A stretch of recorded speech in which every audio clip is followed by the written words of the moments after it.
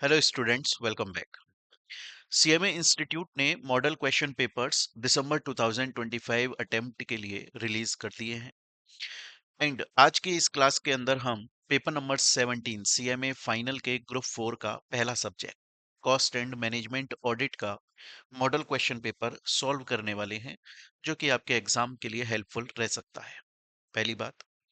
दूसरी बात, हम इस वीडियो के अंदर ये भी देखने की कोशिश करेंगे कि आखिर कॉस्ट एंड मैनेजमेंट ऑडिट ये जो सब्जेक्ट है, इसके अंदर वो कौन कौन से चैप्टर्स हैं जो कि आपकी फर्स्ट प्रायोरिटी होनी चाहिए। पहले आप उन चैप्टर्स को कवर अप करें एंड आफ्टर दैट बाकी के बचे हुए चैप्टर्स को आप कवर अप करें। तो एक एक करके हम देखना स्टार्ट करते हैं। सबसे पहले हम बात करेंगे दोस्तों कि कौन कौन से चैप्टर्स हैं जिनकी हमारी फर्स्ट प्रायोरिटी होनी चाहिए, एंड फिर उसके बाद में हम मॉडल क्वेश्चन पेपर यहाँ पर सॉल्व करना स्टार्ट करेंगे, जो कि दिसंबर 2025 के लिए रिलीज किया गया है। देखिए, देखिएगा दोस्तों, एक cost and management audit paper number 70। देखिए स्टूडेंट्स, आपको पता होना चाहिए कि आपका ये जो सब्जेक्ट है ये 4 पार्ट्स में डिवाइडेड है। एक है आपका पार्ट ए।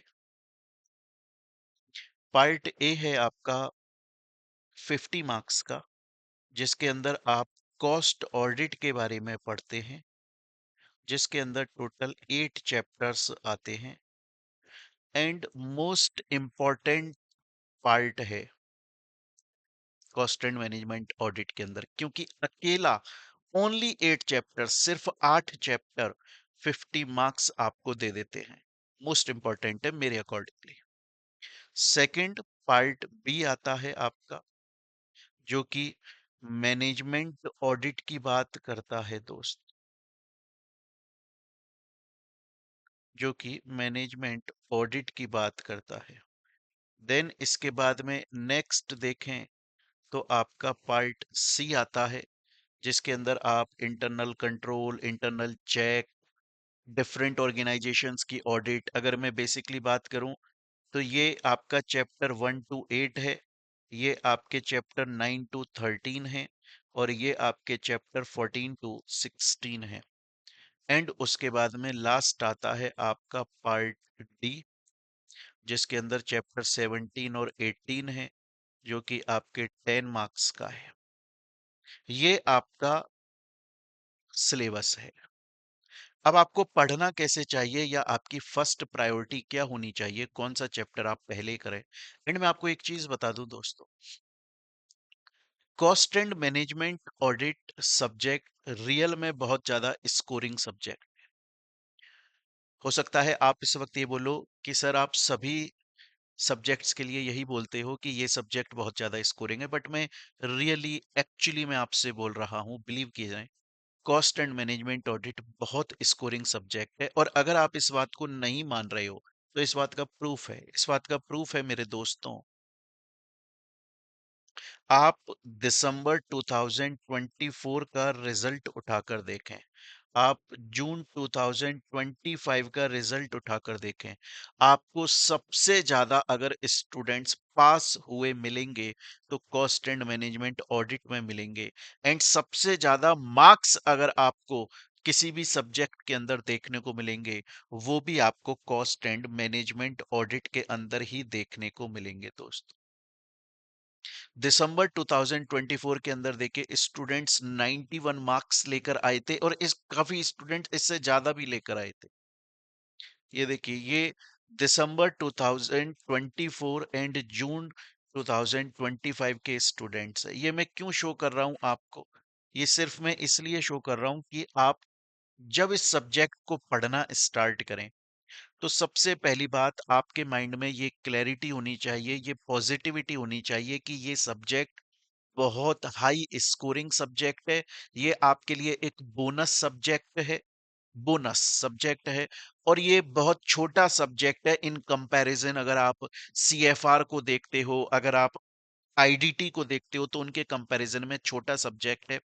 आपके लिए हेल्प देता है, जहां पर बच्चे सीएफआर में या आईडीटी के अंदर, क्योंकि लेंथी सब्जेक्ट है, बार बार पढ़ना पड़ता है, प्रैक्टिस बहुत करनी पड़ती है, थोड़ा सा उनको ज्यादा अपना एफर्ट्स देने पड़ते हैं। अगर बाई चांस वहां पर मार्क्स कम आते हैं, अगर बाई चांस आईडीटी में, सीएफआर में कम मार्क्स आते हैं, तो कॉस्ट एंड मैनेजमेंट ऑडिट ये सब्जेक्ट आपकी हेल्प करता है उस पूरे ग्रुप को सेट ऑफ करने में। अब आपको सबसे पहले कौन सा चैप्टर यहां पर पढ़ना चाहिए मेरे प्यारे बच्चों? सबसे पहले आपको स्टार्ट करना चाहिए part A, cost audit. Sir क्यों स्टार्ट करना चाहिए, या इसका लॉजिकल रीजन क्या होगा? लॉजिकल रीजन है, ओनली 8 चैप्टर्स, मात्र 8 चैप्टर हैं दोस्तों, वो भी 50 मार्क्स के। तो सर इसमें हमें कौन कौन से चैप्टर्स हैं जिनको सच में बहुत अच्छे से पढ़ना चाहिए? आपको chapter 1 to 5 and chapter 8, chapter 8 के अंदर आपको कुछ टॉपिक्स जरूर से पढ़ने हैं, उन्हीं में से एग्जाम में क्वेश्चन आने के चांसेस रहते हैं। पहला, एक्सबीआरएल क्या है? दूसरा, एक्सबीआरएल के थ्रू जब कॉस्ट ऑडिट रिपोर्ट फाइल करी जाती है तो किस टाइप के एरर्स आ सकते हैं, आते हैं नॉर्मली। आप चैप्टर 1 to 5 पढ़ें, और मैं आपको एक चीज बता दूं, जब आप चैप्टर 1 को पढ़ोगे, चैप्टर 2 को पढ़ोगे और चैप्टर 3 को पढ़ोगे, काफी सारी बातें बार बार इन चैप्टर्स में रिपीट होंगी। बार बार इन चैप्टर्स के अंदर काफी सारी बातें आपकी रिपीट होती हैं। तो ये चैप्टर्स आप लोगों को ऐसा लगेगा कि बहुत इजी है, पहली बात। दूसरी बात, आप जब चैप्टर 1 to 3 को पढ़ोगे तो आपको रियलाइज होगा कि मैंने सीएमए इंटर के अंदर जो ऑडिट पढ़ी थी, सीएमए इंटर में मैंने जो ऑडिट पढ़ी थी आप लोगों ने, ये चैप्टर 1 to 3 के अंदर काफी सारी ऐसी चीजें हैं जो सीएमए इंटर की ऑडिट के तरह ही दी हुई हैं, वही हैं। एक तरह से वो आपका रिवीजन हो रहा है। Chapter 4 theoretically and practically strong है। अब इसके अंदर देखिए, मैंने आपको बोला सबसे पहले आप पार्ट ए स्टार्ट करें, इसमें चैप्टर 1 to 5 पढ़ें, 8 पढ़ें। अब इसमें मैं आपको बता देता हूं, चैप्टर 2 एंड चैप्टर 4, ये दोनों chapters theoretically plus practically numerical sense में इंपॉर्टेंट हैं।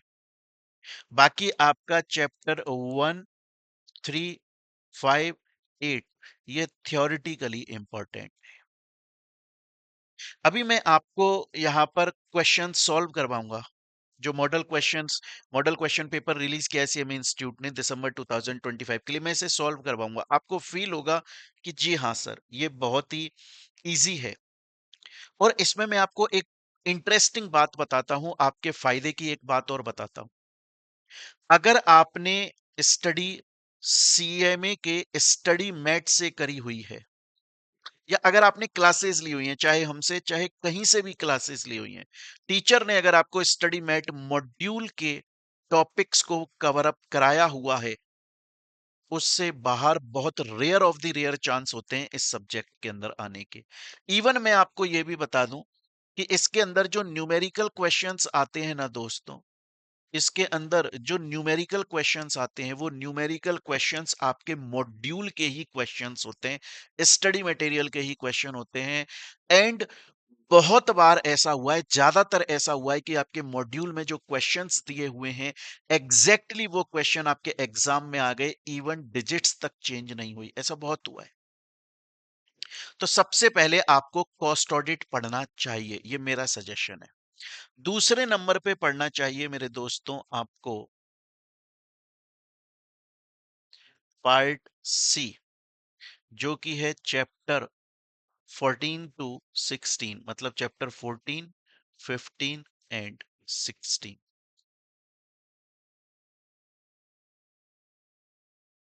एक मिनट देखिए,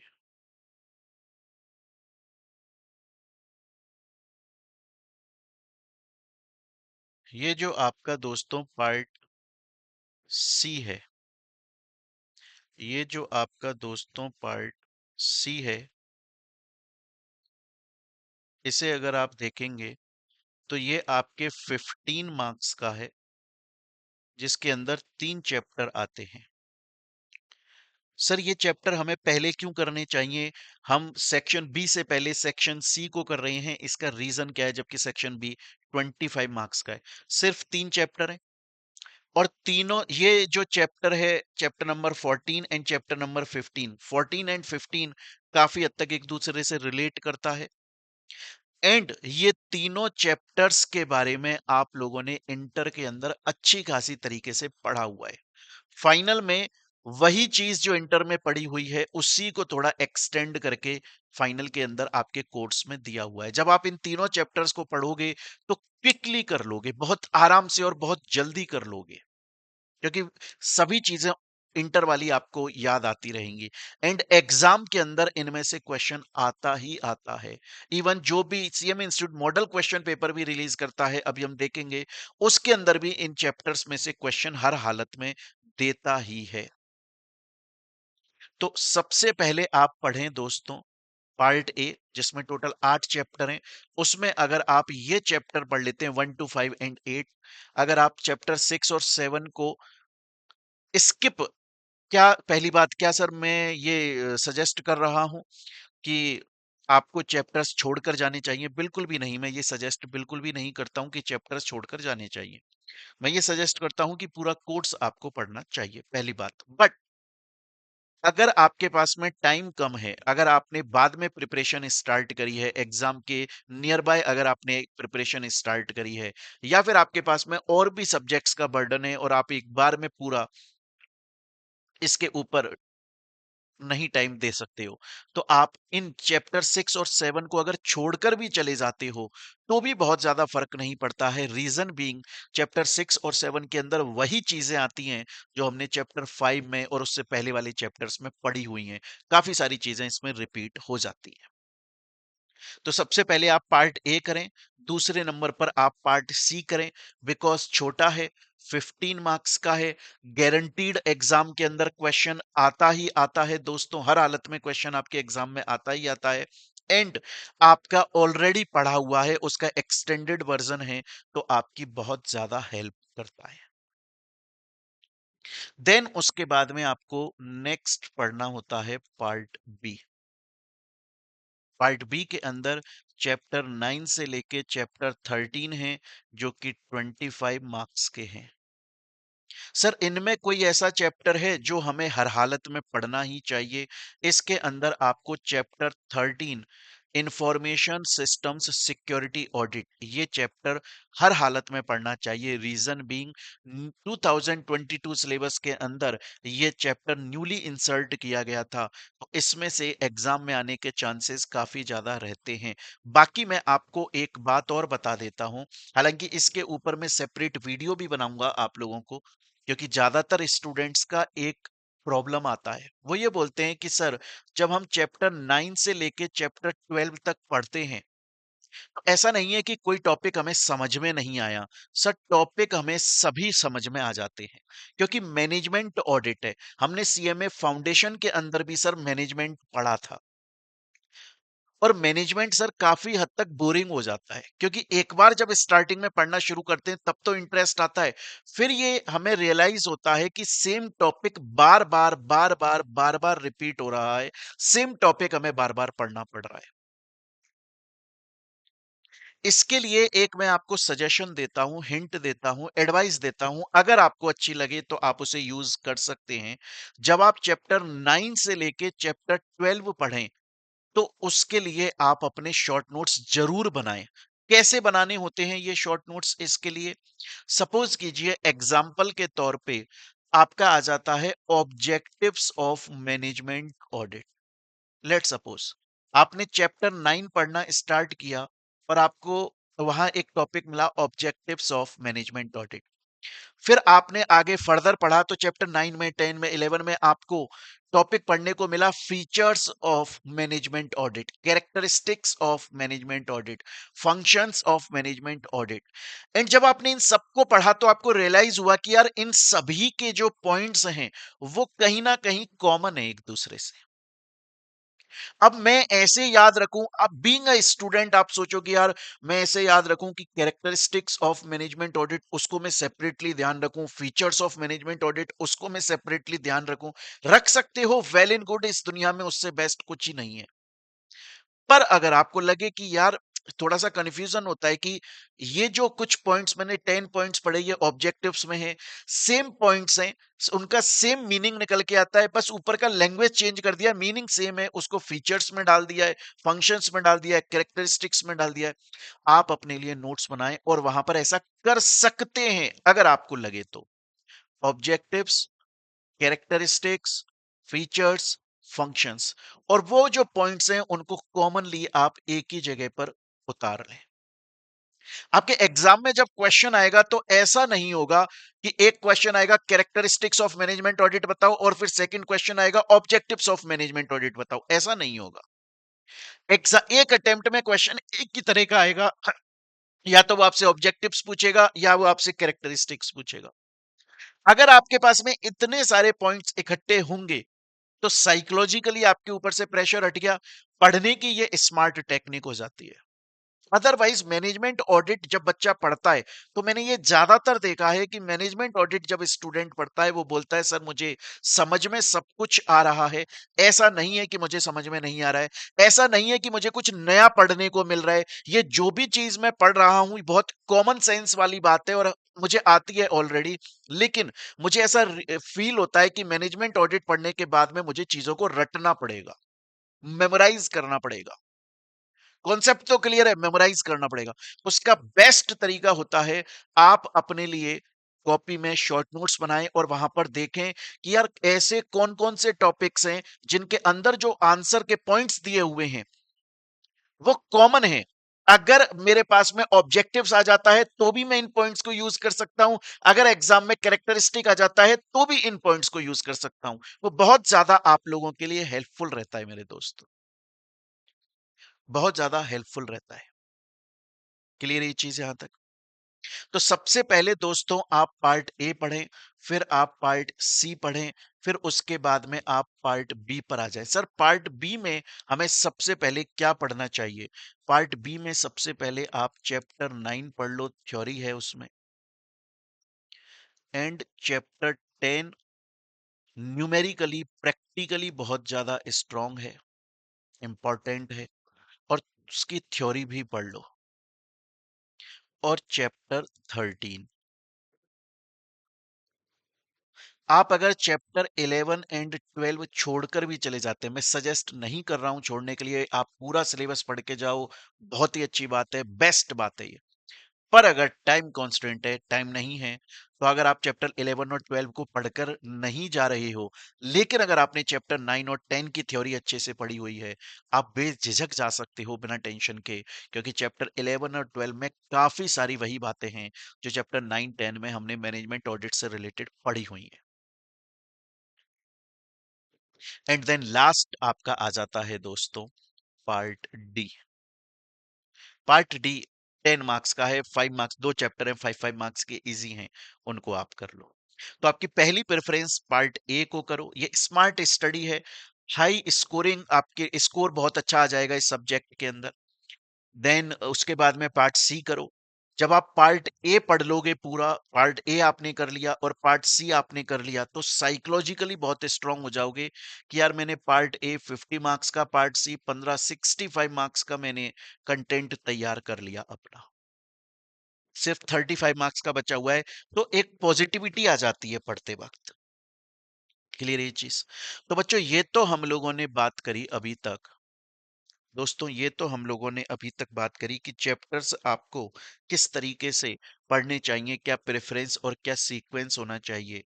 और दूसरी बात, अगर आप अच्छा एक और चीज आ जाती है कि सर आज जब आप ये क्लास हमारे लिए रिकॉर्ड कर रहे हो, सर आज है 16 ऑफ अक्टूबर और सर 11 दिसंबर को हमारा एग्जाम है, 11 दिसंबर 2025 को।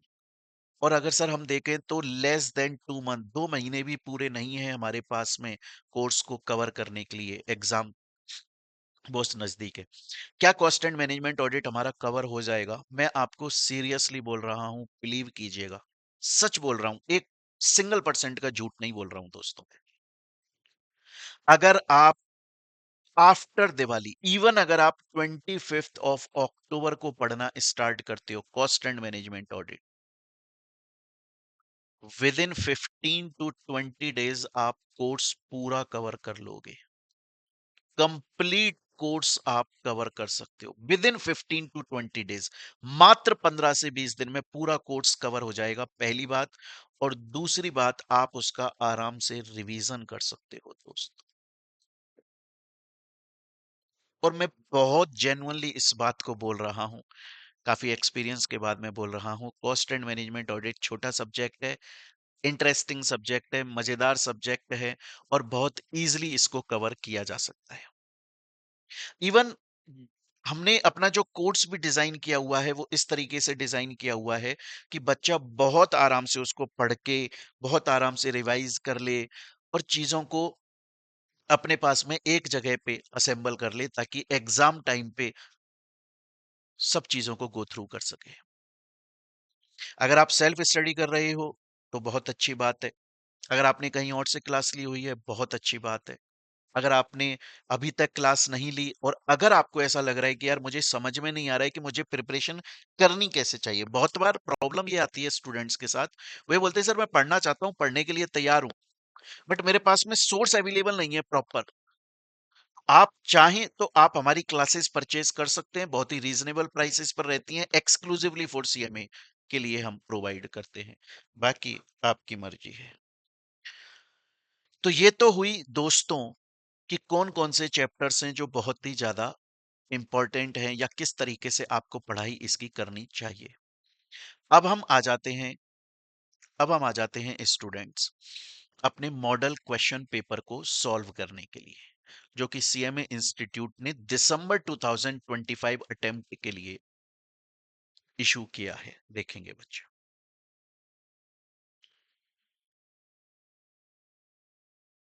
देखें। हाँ, एमसीक्यूज दिए हुए हैं। The report on the audit of cost records, the report on the audit of cost records is submitted by the cost auditor to whom? Cost auditor जब अपनी कॉस्ट ऑडिट रिपोर्ट प्रिपेयर कर लेता है तो उस कॉस्ट ऑडिट रिपोर्ट को किसको submit करता है? बच्चे, कॉस्ट ऑडिटर सबमिट करता है बोर्ड ऑफ डायरेक्टर्स को। क्या सर ये बात हमने जब अपना पढ़ा था कोर्स, क्या ये बात हम लोगों ने पढ़ी थी? सर क्या ये बात हम लोगों ने कोर्स के अंदर पढ़ी थी? जी हाँ। कॉस्ट ऑडिट रिपोर्ट सबमिट करी जाती है, कॉस्ट ऑडिटर कंपनी के बोर्ड ऑफ डायरेक्टर्स को सबमिट करता है, फॉर्म नंबर CRA 3 में सबमिट करता है। फाइनेंशियल ईयर एंड होने के विद इन 180 डेज के अंदर अंदर cost auditor board of directors को देता है, और फिर कंपनी के बोर्ड ऑफ डायरेक्टर कंपनी के ब्याह पे सेंट्रल गवर्नमेंट को देते हैं विद इन 30 डेज। क्वेश्चन पूछा गया आपसे क्वेश्चन पूछा गया आपसे कि ये जो कॉस्ट ऑडिटर है वो किसको देता है? आंसर होगा डी, बोर्ड ऑफ डायरेक्टर्स को। ये देखिए, आपका आंसर जो आएगा दोस्तों वो आएगा बोर्ड ऑफ डायरेक्टर्स। सर क्या ये जो एमसीक्यू है, क्या ये एमसीक्यू हमारे मॉड्यूल के अंदर दिया हुआ है? जी हाँ, ये एमसीक्यू आपके मॉड्यूल के अंदर दिया हुआ है दोस्त। ये एमसीक्यू आपके मॉड्यूल के अंदर दिया हुआ है, जहां तक मेरे को याद है ये एमसीक्यू आपके मॉड्यूल के अंदर दिया हुआ है। ये देखें, मॉड्यूल के अंदर दिया हुआ है, और इवन ये हमने अपनी बुक के अंदर भी दिया हुआ है। ये देखिए, ये हमने अपनी बुक के अंदर भी दिया हुआ है, बोर्ड ऑफ डायरेक्टर्स। चलते हैं सेकंड एमसीक्यू के ऊपर। नेक्स्ट बोलता है which one of the below is not a regulated industry? कौन सी इनमें से रेगुलेटेड इंडस्ट्री नहीं है? क्या हम लोगों ने पढ़ा था कि कौन सी इंडस्ट्री रेगुलेटेड है और कौन सी इंडस्ट्री रेगुलेटेड नहीं है? क्या ये हम लोगों ने पढ़ा था दोस्त? ध्यान कीजिए।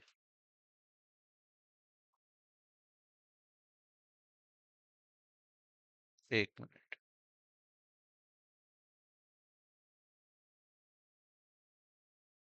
मैंने आपको बोला था कि 6 ऐसी इंडस्ट्रीज हैं जो टाइप ए सेक्टर के अंदर आती हैं, रेगुलेटेड सेक्टर के अंदर आती हैं। एक तो है पावर, पावर मींस इलेक्ट्रिसिटी। एक है पेट्रोलियम, एक है ड्रग्स मतलब medicines, telecommunication, sugar and fertiliser. ये 6 ऐसी इंडस्ट्रीज हैं जो रेगुलेटेड सेक्टर के अंदर आती हैं। इनके अलावा बाकी सब टाइप बी में आती हैं, अनरेगुलेटेड सेक्टर के अंदर आती हैं। अब क्वेश्चन आपसे बोल रहा है क्या टेलीकम्युनिकेशन रेगुलेटेड सेक्टर में नहीं आता? क्वेश्चन नॉट अ रेगुलेटेड पूछ रहा है, तो सर टेलीकम्युनिकेशन तो आता है, ये लिख रहा। सेकंड पूछ रहा है ऑटोमोबाइल, हाँ ऑटोमोबाइल नहीं आता। इलेक्ट्रिसिटी आता है, ड्रग्स आते हैं। देखो, इलेक्ट्रिसिटी पावर आता है, ड्रग्स आते हैं, ऑटोमोबाइल नहीं आता। तो सर इसका आंसर क्या होगा? Not a regulated industry, that is automobile. क्या सर ये क्वेश्चन हमारे मॉड्यूल में गिवन है जो सीएमए इंस्टीट्यूट ने मॉडल क्वेश्चन पेपर के अंदर दिया है? जी हाँ, जितने भी क्वेश्चंस हैं वो सभी आपके मॉड्यूल में गिवन है ऑलमोस्ट। ये देखिए, बस इसमें ऑप्शन चेंज कर दिया, आंसर इसका डी हो जाएगा। चलते हैं नेक्स्ट क्वेश्चन के ऊपर। नेक्स्ट क्वेश्चन ये बोल रहा है a cost accountant who fails to comply with the provisions, इसमें एक टाइपिंग मिस्टेक है, एरर है। कॉस्ट अकाउंटेंट हु फेल्स, यहां पर टू आ जाएगा, है ना? एक हु फेल्स टू कंप्लाई, किस चीज से कंप्लाई करना? With the provisions of section 143 subsection 12। ये सेक्शन 143 सबसेक्शन 12 किस बारे में बात करता है? याद कीजिए दोस्तों, मैंने आपको बताया था कि जब भी कोई ऑडिटर कंपनी के अंदर ऑडिट करने के लिए, कॉस्ट ऑडिटर कंपनी के लिए ऑडिट करने के लिए आता है, कॉस्ट ऑडिट, और अगर उसे यह पता लगता है कि यार कंपनी के अंदर फ्रॉड हो रहा है, तो कॉस्ट ऑडिटर की ये रेस्पॉन्सिबिलिटी है कि उस फ्रॉड के बारे में वो रिपोर्ट देगा। किसको रिपोर्ट देगा? कंपनी के बोर्ड ऑफ डायरेक्टर्स को रिपोर्ट देगा। कितने दिन में रिपोर्ट देगा? With in 2 days. जब से कॉस्ट ऑडिटर को पता लगा कि कंपनी के अंदर फ्रॉड हो रहा है, उसके 2 दिन के अंदर अंदर वो कंपनी के बोर्ड ऑफ डायरेक्टर्स को बताएगा, एंड 45 डेज तक बोर्ड ऑफ डायरेक्टर्स के ओपिनियन का इंतजार करेगा। अगर फ्रॉड 1 करोड़ या उससे ज्यादा रुपए का है तो सेंट्रल गवर्नमेंट को बताया जाएगा after the 45 days, overall 60 days. याद कीजिए दोस्तों, ये चीज हम लोगों ने अपने क्लास में पढ़ी थी, एग्जाम्पल के थ्रू मैंने आपको ये बात समझाई थी। ये देखिए, सेक्शन 143 सबसेक्शन 12 किस बारे में बात करता है? सेक्शन 143 सबसेक्शन 12 ये बोलता है अगर ऑडिटर को ऐसा बिलीव होता है कि कंपनी के अंदर फ्रॉड है, तो इस बात की वो बताएगा। किसको बताएगा? 2 दिन के अंदर अंदर कंपनी के बोर्ड ऑफ डायरेक्टर्स को बताएगा। क्लियर है ये चीज यहां तक? लेकिन अगर फ्रॉड कितने का है, अगर फ्रॉड 1 करोड़ या उससे ज्यादा का है, तो फिर उसे ये बात किसको बतानी पड़ेगी? सेंट्रल गवर्नमेंट को भी बतानी पड़ेगी।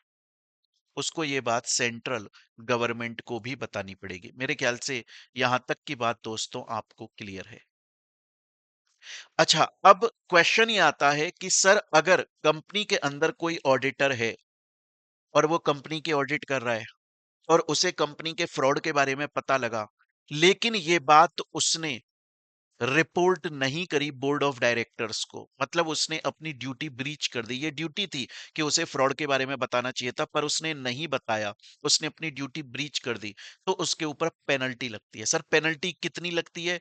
Minimum 1 lakh, maximum 25 lakhs। अब क्वेश्चन क्या पूछ रहा है? क्वेश्चन ये पूछ रहा है कोई कॉस्ट अकाउंटेंट जो अगर फेल हो जाता है किस चीज में, कि वो अपने सेक्शन 143 सबसेक्शन 12 की ड्यूटी को परफॉर्म नहीं कर पा रहा है, दैट मींस वो फ्रॉड के बारे में नहीं बता पा रहा है, shall be punishable with fine of maximum, maximum कितनी पेनल्टी लगेगी?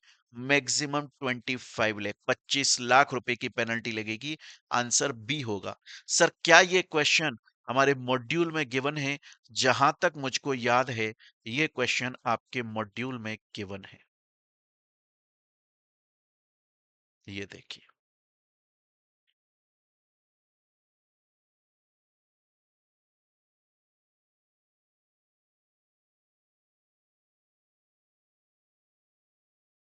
देखिए आंसर बी 25 lakhs। चलते हैं नेक्स्ट। फिर से बोल रहा हूं, कॉस्ट एंड मैनेजमेंट ऑडिट का 100 में से मिनिमम 90 मार्क्स का पेपर मॉड्यूल से एज इट इज उठकर आता है, एज इट इज। मैंने आपको पहले भी बहुत बार बोला था, क्लास में भी बोला हुआ है। आपके मॉड्यूल के एंड में जो एमसीक्यूज दिए हुए हैं, इवन जो हमने अपनी बुक के अंदर भी एमसीक्यूज दिए हुए हैं हर चैप्टर के एंड में। अगर आप वो क्वेश्चन देखो, ये क्वेश्चन सेम क्वेश्चन ये रहा और आंसर ये रहा 25 लाख। अगर आप ये करके चले गए, कॉस्ट एंड मैनेजमेंट ऑडिट में कुछ नहीं बिगड़ने वाला है आपका, बहुत मस्त मार्क्स आने वाले हैं। Next question, cost audit report is to be filed on MCA portal within कितने दिन में? 180 डेज, अभी अभी बताया था दोस्त। नेक्स्ट है objective of cost auditing standard. कितने कॉस्ट ऑडिटिंग स्टैंडर्ड्स हम लोगों ने पढ़े थे? याद कीजिए, हम लोगों ने 4 कॉस्ट ऑडिटिंग स्टैंडर्ड्स पढ़े थे। हम लोगों ने दोस्तों 4 कॉस्ट ऑडिटिंग स्टैंडर्ड्स पढ़े थे। Cost auditing standard 101, 102, 103, 104। क्वेश्चन क्या पूछ रहा है? ये पूछ रहा है इन चारों में से कौन सा कॉस्ट ऑडिटिंग स्टैंडर्ड है जो एम्फेसिस करता है किस चीज पर, कि जब भी कॉस्ट ऑडिट करने के लिए जाएंगे कॉस्ट ऑडिटर, तो वो लोग प्लानिंग करके जाएंगे पहले, है ना। कॉस्ट स्टेटमेंट्स की पहले वो प्रॉपरली प्लानिंग करके जाएंगे। देखिए, कॉस्ट ऑडिटिंग स्टैंडर्ड 101 किस बारे में बात करता है? Planning and audit of cost statement. इसका आंसर क्या हो गया मेरे दोस्तों? इसका आंसर हो गया A. Simple question. Next, which of the following, हाँ इस पे थोड़ा सा ध्यान दीजिएगा। Which of the following is not listed as a key task of audit personnel in planning a cost audit assignment? जहां तक मुझे याद है, शायद ये वाला आपके मॉड्यूल में नहीं दिया हुआ, जहां तक मैं याद कर पा रहा हूं, लेकिन बहुत ही इजी है, हम इसे सॉल्व कर लेंगे। देखिए, ये मॉड्यूल में नहीं दिया हुआ, पर देखिएगा, आराम से पढ़िए। Which of the following is not listed as a key task of audit personnel in planning a cost audit assignment? जब भी कॉस्ट ऑडिटर कंपनी की कॉस्ट ऑडिट करने के लिए जाता है, तो पहले वो प्लानिंग करता है, मैं कैसे कॉस्ट ऑडिट करूंगा, मैं कंपनी के कौन कौन से डॉक्यूमेंट्स को देखूंगा, किस तरीके से कॉस्ट ऑडिट करी जाएगी। चार जो नीचे ऑप्शन दिए हैं, उनमें से वो कौन सा ऑप्शन है जो कि कॉस्ट ऑडिटर फॉलो नहीं करता, नहीं करना चाहिए उसके लिए? पहला, physical inspection of the activities and the area where they are perform. नहीं, ये तो इंक्लूड होता है। आज अगर आप जब कॉस्ट ऑडिट करने के लिए जाओगे ना, तो आप कंपनी से बोलोगे कि भैया आपने बोला है कि आप ये प्रोडक्ट बनाते हो, इतना खर्चा होता है, रॉ मटेरियल मंगाते हो, फिर उसके ऊपर आप इलेक्ट्रिसिटी का खर्चा, लेबर का खर्चा, और फिर ये बन के तैयार होता है, ओवरऑल कॉस्ट लगती है, मेरे को दिखाओ कहां पर ऐसा होता है, कौन सी मशीन से आप बनाते हो, कितनी इलेक्ट्रिसिटी एक्चुअली में खर्च होती है, सही कॉस्ट है कि नहीं, ये तो इंक्लूडेड है। दूसरा, knowledge of the key personnel responsible for the activities and maintenance of cost record. नहीं, उसके बारे में भी आप जानते हो, आप देखते हो कंपनी के अंदर वो कौन सा व्यक्ति है जो कंपनी के कॉस्ट रिकॉर्ड्स को मेंटेन कर रहा है, और उसके बारे में प्रॉपर जानकारी लेते हो, ये इंक्लूड होगा। Study of the statement of budget plan, ये तो हमने पढ़ा हुआ है, आप कंपनी के बजट्स को, प्लान्स को, स्ट्रेटेजीज को बहुत अच्छे से एनालाइज करते हो, क्योंकि कॉस्ट ऑडिट रिपोर्ट बनाने में ये सभी चीजें आपकी हेल्प करती है, कॉस्ट ऑडिट करने में हेल्प करती है। लास्ट देखिएगा, preparation of the companies financial statements for statutory audit. Cost auditor company के अंदर कंपनी के कॉस्ट स्टेटमेंट्स को, फाइनेंशियल स्टेटमेंट्स को प्रिपेयर नहीं करता। कॉस्ट ऑडिटर का काम होता है जो ऑलरेडी फाइनेंशियल स्टेटमेंट्स प्रिपेयर किए जा चुके हैं, उनके फुल टाइम एम्प्लॉयमेंट के अंदर जो पर्सन है उसके थ्रू जाकर उसकी ऑडिट करना। क्या आपने कभी ये सुना है कि यार एक कॉस्ट ऑडिटर है, वो कंपनी के अंदर गया और कंपनी के अंदर जाकर पहले उसने कंपनी के स्टेटमेंट्स प्रिपेयर करे, खुद ने स्टेटमेंट्स बनाए और फिर उन स्टेटमेंट्स की ऑडिट कर रहा है? अरे नहीं भाई, ये उसका काम नहीं है। कॉस्ट स्टेटमेंट बनाना कंपनी के फुल टाइम एम्प्लॉयमेंट के अंदर जो पर्सन है उसका काम है, उसने वो कॉस्ट स्टेटमेंट बनाए हैं। ये जो कॉस्ट ऑडिटर है सिर्फ जाकर कॉस्ट ऑडिट करेगा। तो ये जो आपका डी है, ये इसमें इंक्लूड नहीं होता। आंसर डी आ गया। नेक्स्ट, नेक्स्ट क्वेश्चन आपसे ये पूछता है which of the following best describe an adverse audit report on cost accounting standard. सबसे पहला क्वेश्चन ही आता है सर, एडवर्स ऑडिट रिपोर्ट का मतलब क्या होता है? What is the meaning of adverse audit report? Class में बच्चों मैंने आपको, जब हमने चैप्टर पढ़ा था, तब ये चीज पूरा डिटेल में मैंने आपको बताई थी। एक मिनट रुक जाए।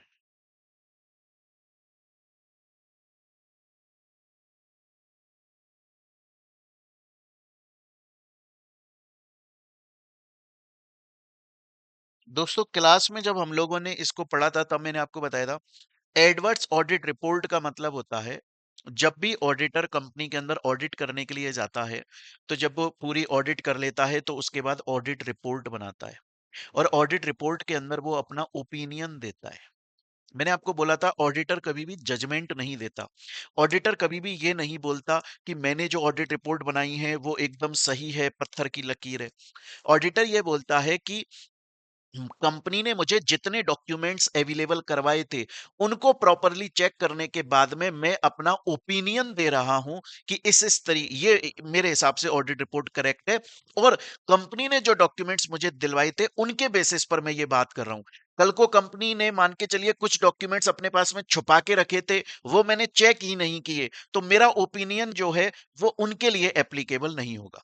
अब जब कॉस्ट ऑडिटर या कोई भी ऑडिटर जब अपनी रिपोर्ट बनाता है, तो या तो उसमें वो एकदम ये लिखता है कि कंपनी के जो स्टेटमेंट्स हैं वो करेक्ट हैं, उसमें कोई भी गलती नहीं है, या फिर वो एडवर्स ऑडिट रिपोर्ट देता है जिसमें वो बोलता है कि कंपनी के अंदर मटेरियल मिस स्टेटमेंट है।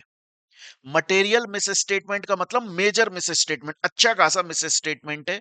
ये जो कंपनी के फाइनेंशियल स्टेटमेंट्स हैं ये रिलायबल नहीं है, ये रिलायबल नहीं है। आ रही है मेरी बात आपको समझ में यहां तक?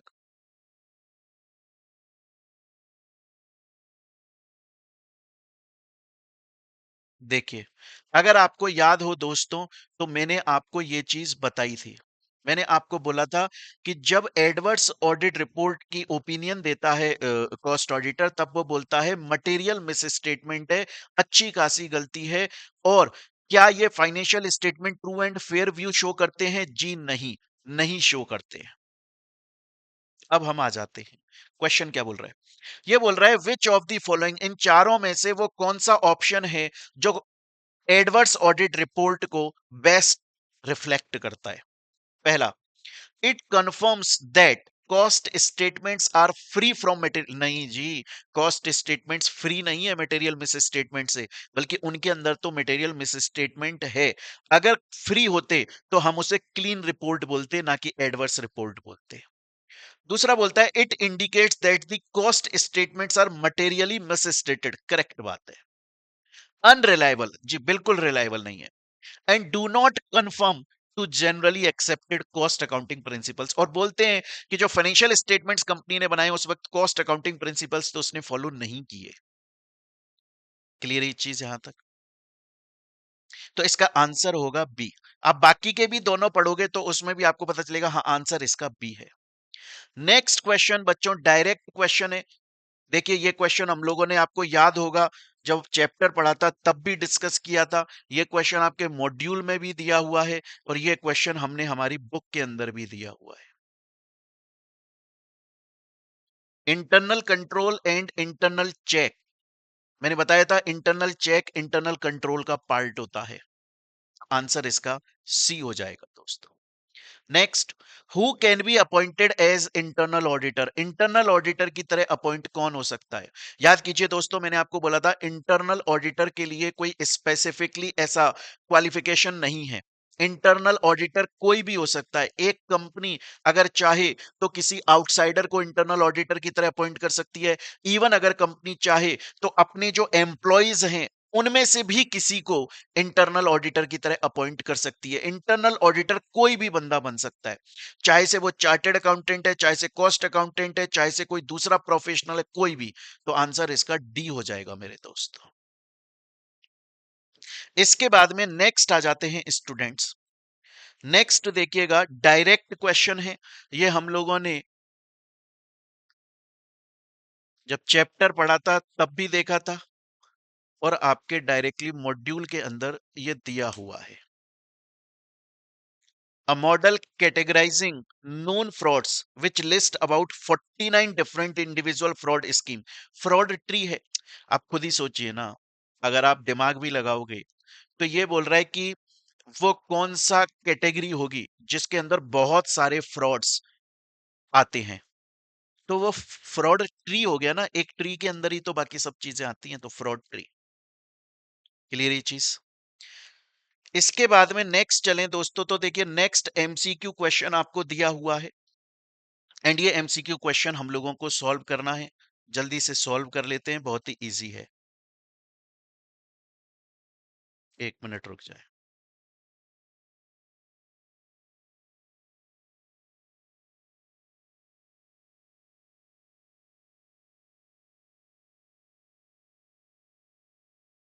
चलिए देखिए, आपको यहां पर डेटा दिया हुआ है दोस्तों। आपको यहां पर डेटा दिया हुआ है, सेल दिया हुआ है, और बाकी आपको कॉस्ट दी हुई है। तो एक बार हम एक काम करते हैं, हम पहले टोटल कॉस्ट कैलकुलेट कर लेते हैं। तो रॉ मटेरियल को ऐड करेंगे, यूटिलिटीज को ऐड करेंगे, पैकिंग मटेरियल को ऐड करेंगे, एम्प्लॉय कॉस्ट को ऐड करेंगे, consumable stores, repair expenses, depreciation, insurance, overhead, इनको ऐड कर लेंगे अगर हम, तो हमारी टोटल कॉस्ट आ जाएगी। देखो ऐड कर लो, 50, तो ये 15, और 5 20, और 5 25, 4 29, और 3 32, और 5 37, 37,000 प्लस 40,000 प्लस 50,000, टोटल 90,000 आपकी कॉस्ट आ गई। आप ऐड कर लो यहां पर, टोटल 90,000 आपकी कॉस्ट आ गई।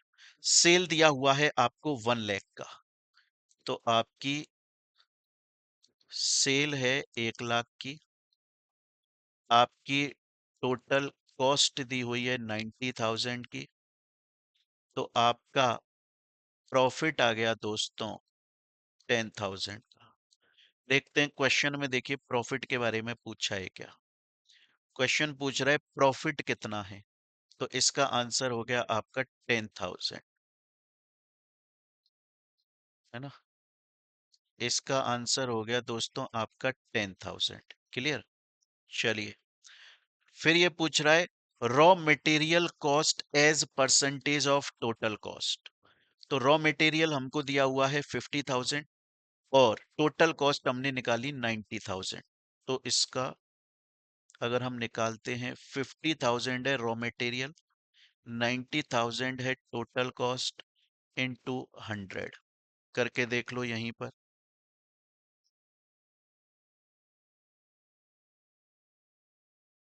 50,000 डिवाइडेड बाय 90,000 इंटू 100, 55.5556 हो जाएगा। तो आंसर हो गया आपका बी, 55.56। क्लियर है ये चीज यहां तक? नेक्स्ट, फिर इसके बाद में बोल रहा है वेरिएबल कॉस्ट कैलकुलेट करो। तो चलिए इसकी वेरिएबल कॉस्ट हम एक बार यहां पर कैलकुलेट कर लेते हैं।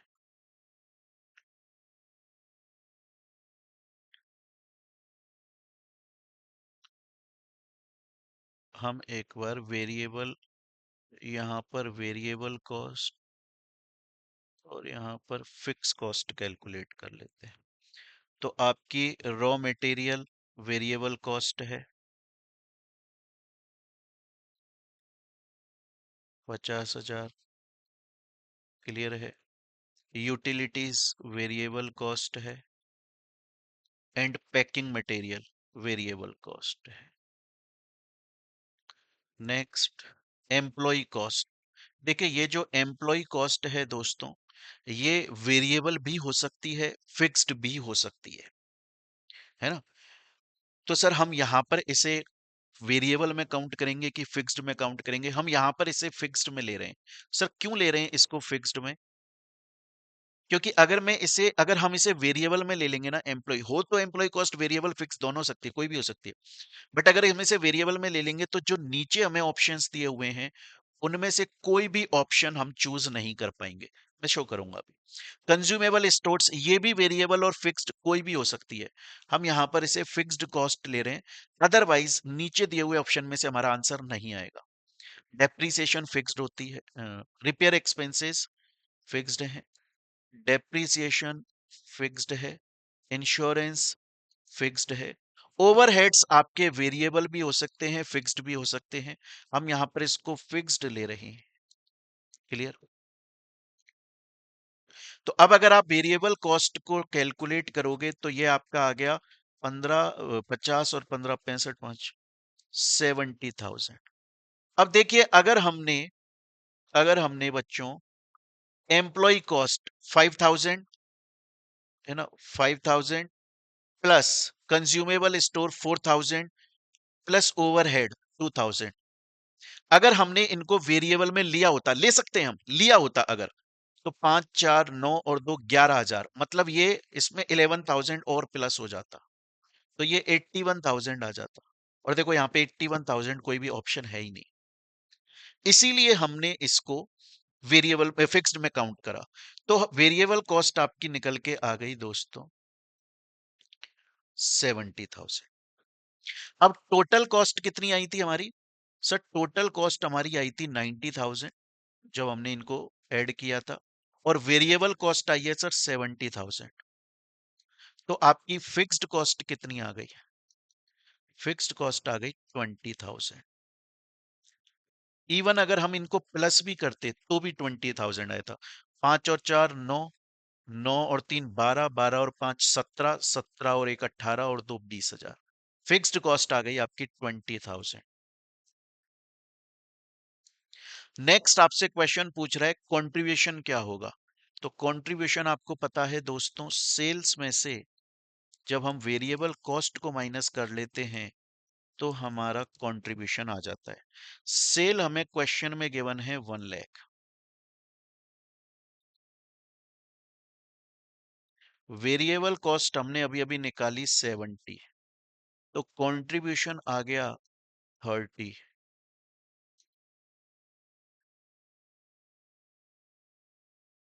सिंपल सा क्वेश्चन है, आप देखिए कितना इजी सा क्वेश्चन है। अब आपको एक और चीज बताऊं, इंटरेस्टिंग बात, आपको एक और चीज बताऊं, ये सेम क्वेश्चन जून 2024 के मॉडल क्वेश्चन पेपर के अंदर भी दिया हुआ है।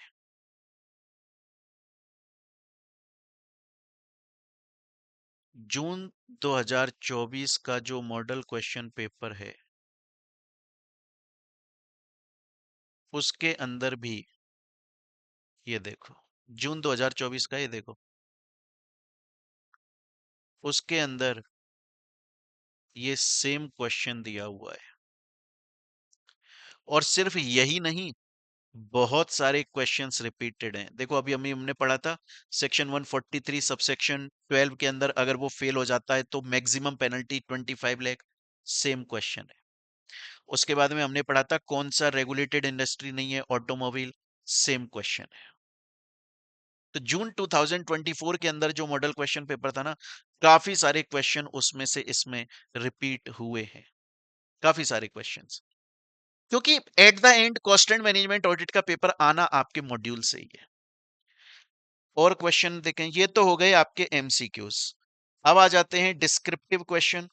थ्योरेटिकल हैं, देखो सबसे पहले दिया हुआ है explain the objectives of cost audit. याद कीजिए दोस्तों, हम लोगों ने जब चैप्टर पढ़ा था तब मैंने आपको बोला था कि कॉस्ट ऑडिट के दो ऑब्जेक्टिव्स होते हैं। कॉस्ट ऑडिट के दो ऑब्जेक्टिव्स होते हैं, एक तो हमने जनरल ऑब्जेक्टिव्स पढ़ा था और एक हमने सोशल ऑब्जेक्टिव्स पढ़ा था। डायरेक्ट क्वेश्चन एग्जाम में क्वेश्चन पूछा हुआ है। नेक्स्ट बोला हुआ है एप्लीकेबिलिटी फॉर कॉस्ट ऑडिट।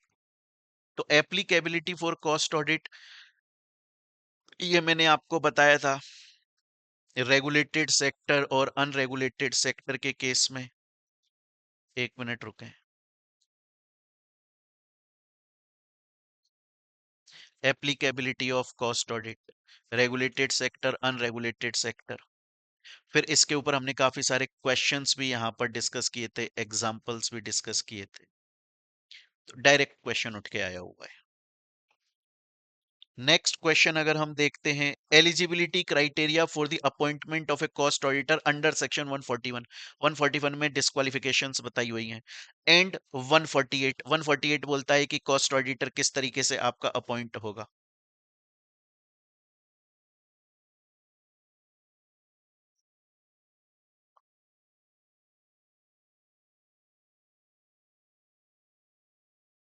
एक मिनट देखिए, मैं दिखाता हूँ आपको।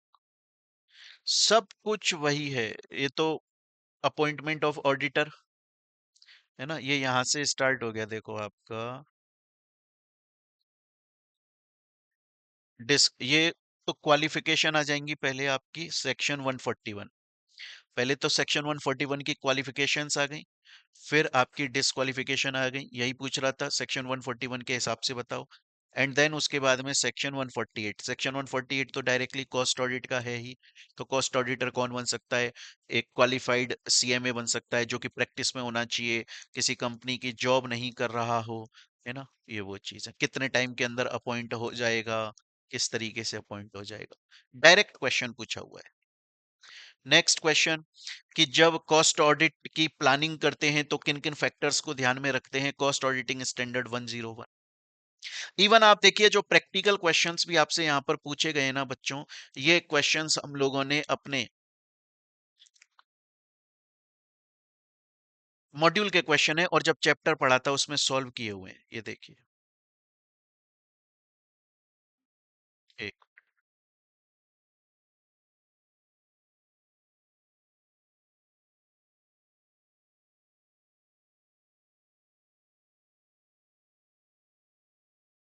एक से